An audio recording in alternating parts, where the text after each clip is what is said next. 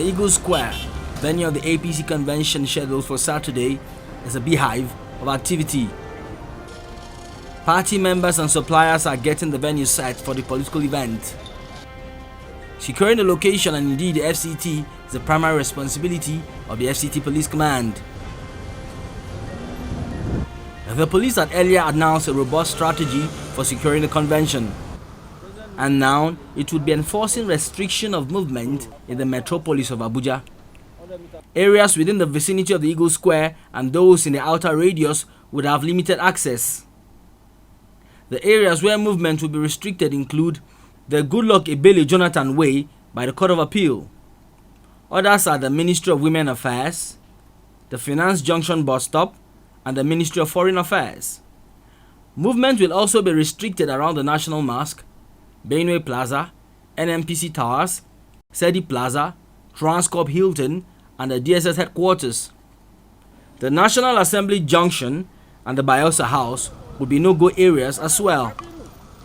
There will also be several layers of security at the Eagle Square.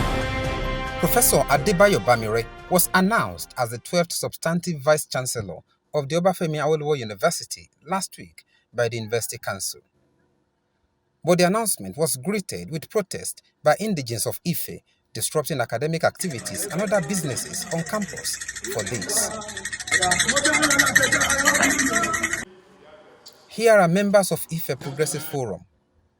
They say the appointment of the new Vice Chancellor is defective and should be revisited.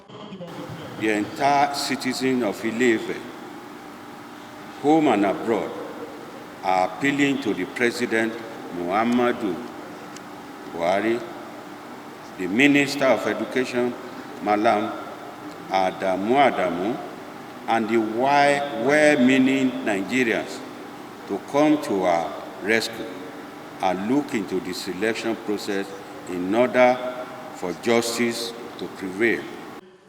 They believe the town has enough competent professors who can occupy the office. We are not saying that it must be Ife indigenes at all costs. But all we are saying is that merit should be the basis for the Vice Chancellor's selection, and that human prejudice should not come to play. Nigeria, the giant of Africa, has a large number of its citizens living in poverty. Nigeria's National Bureau of Statistics in 2020 reported that 40% or 83 million Nigerians lived in poverty.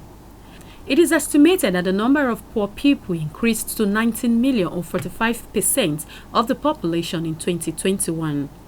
This professor believes that the reason for the high rate of poverty in the country are self-centered politicians who convert wealth made for the entire country for themselves. As the 2023 general elections draws near, he wants Nigerians to be vigilant and vote leaders who will utilize the nation's resources for the benefit of all. Ask why governors think the state treasury is their personal patrimony, and ask why political parties expect that governors will fund them and those governors should not go to jail. These are pertinent questions for our country, and citizens ought to be on the streets demonstrating against such conduct, because these are the things that have led to state capture, and state capture has crippled the Nigerian state. Nigeria in 2023 will be electing leaders who will pilot the affairs of the nation for the next years.